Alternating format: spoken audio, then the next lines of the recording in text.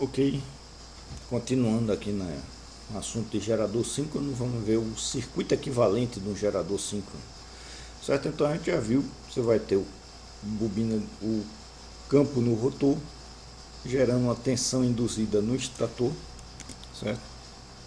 As três fases, então isso aqui é o visto da aula passada, certo? Então é bobinas do estator deslocadas mecanicamente 120 graus, cada uma delas. 120 graus, vamos dizer assim, elétricos, né? Depende do número de polos que você vai ter para gerar a tensão, né? Defasada de 120 graus elétricos no motor, né? E o valor eficaz de cada uma dessas fases aí, certo? Agora essa é a tensão induzida na armadura, tá?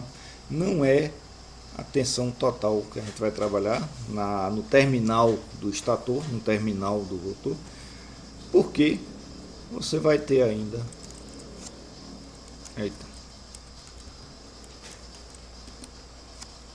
só essa figurinha aqui apareceu sem querer aqui, né? Você vai ter ainda os elementos aqui. Então a bobina do estator, ela por si só vai ter uma indutância específica dela, vai dar um LS, indutância em série, ou indutância do estator, e a resistência do enrolamento, do próprio enrolamento, certo? Então você vai ter o circuito de campo, né? E é comum você ter uma maneira aqui de variar essa resistência aqui para variar a corrente de campo, tá? Por isso também que você tem aquela corrente de campo lá na excitatriz, né? Para você variar o campo gerado, o campo principal gerado lá no rotor, né? Então a própria resistência de armadura, a indutância do rotor, isso aqui tudo vai agir só em corrente contínua, né, basicamente. Então só vai servir para definir qual é o campo que ele vai trabalhar, o φ dessa equação.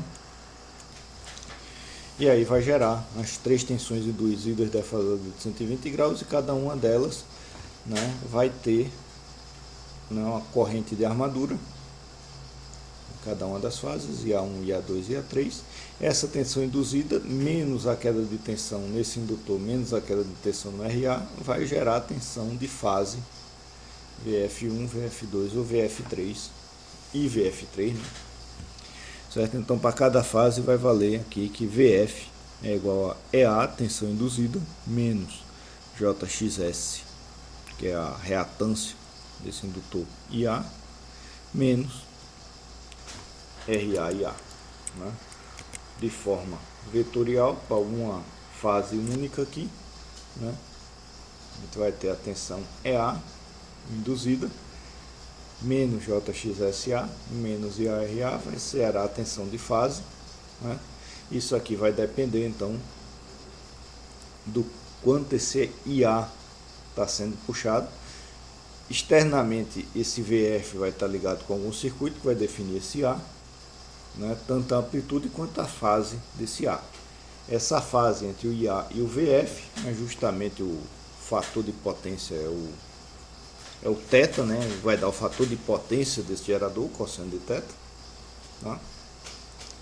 E vai depender do que outro circuito você vai estar ligado aí, certo? Mas de todo modo a tensão induzida, quanto maior essa corrente, né, mais diferente, grosso modo, ela vai ficar da tensão de fase aqui que você tem, certo? Agora, lá atrás a gente fez uma análise do torque do motor não serve para o motor também, de uma máquina síncrona, em função do campo magnético do rotor e do campo magnético do estator, certo? E aí dava que era o produto vetorial entre o campo magnético do rotor e o campo magnético líquido, com um seno entre eles que era o seno de delta, um ângulo delta. Qual é a relação disso com essas tensões elétricas, né? Então, pegar aqui isso daqui para facilitar aqui a vida. Então definir aqui o BR, campo do rotor, certo? Como um vetor, tá? Então isso aqui na prática vai ficar girando, mas considerar aqui esse vetor indicando aí uma BR na determinada posição, certo? A variação desse BR, a derivada disso, né, na bobina vai gerar justamente a minha tensão induzida, certo? Então é a derivada disso, vai ficar deslocada aqui o meu EA, aí eu vou botar as tensões em azul, os campos em preto, para a gente conseguir acompanhar melhor. Então vou ter aqui o meu EA, 90 graus aqui com o meu BR, tá? Vai ser minha tensão induzida no estator. Essa tensão induzida no estator, dependendo de como seja o circuito que esteja ligado com ela, vai ter minha corrente de armadura ligado ali junto também, né? Essa corrente de armadura, por sua vez, né, ela no indutor do estator, na indutância do estator, né, na indutância das bobinas do estator, vai gerar essa queda de tensão JXSI e A, deveria ser aqui, certo?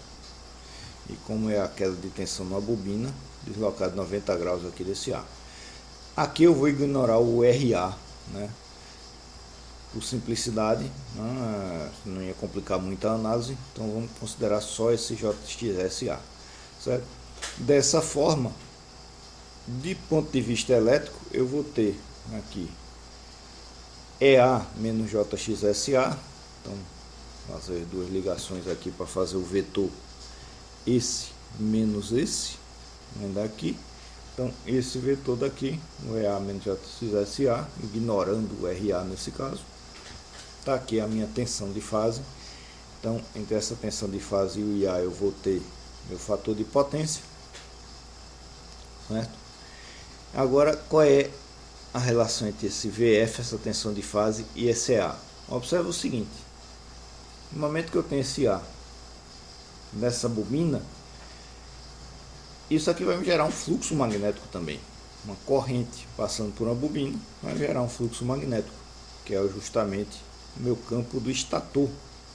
No caso de um gerador, é gerado por essa corrente A diretamente, que é induzida, vem a partir da tensão EA. Então do EA tem o IA, eu vou gerar o campo do estator.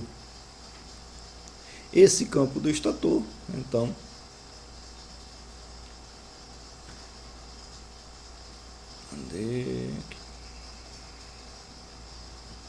vai me gerar um campo do rotor, um campo líquido aqui,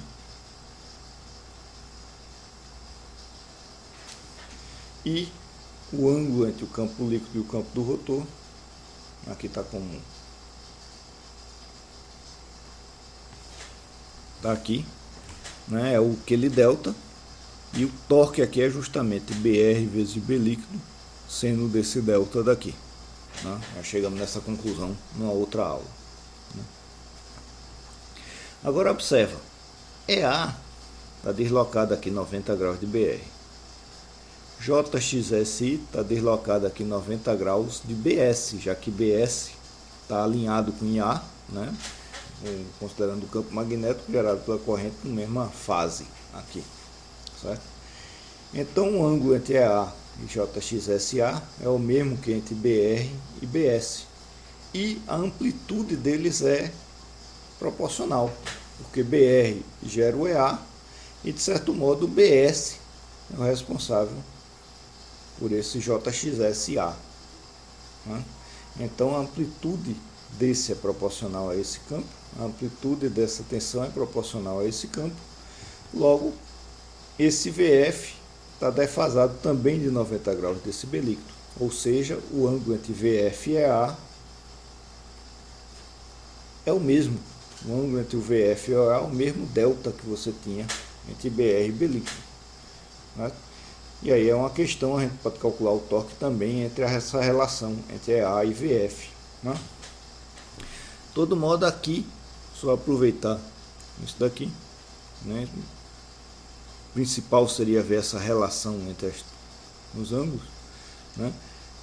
E observar o que é que acontece se eu variar aqui. Um gerador está na princípio numa frequência fixa, que ele tá, a frequência que ele está já rodando. E aí, dependendo de onde, quanto o gerador tiver puxando de corrente e da característica dessa carga, aí eu vou ter minha variação do meu VF. Então, se esse gerador tiver em aberto, significa se o meu EA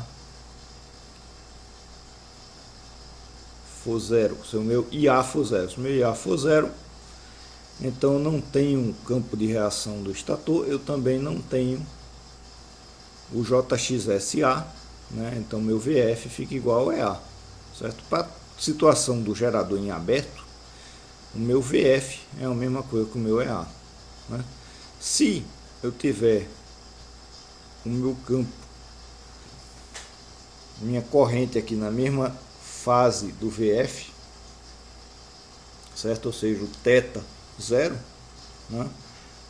Aí quanto maior a minha corrente, mais eu vou defasando, mais vai ser esse JXSA, mas eu vou defasando o BS e o EA. Então, para um mesmo θ, aqui então para o θ zero, que é o θ é o ângulo entre A e VF, né? A tensão de fase e a corrente também de fase, né?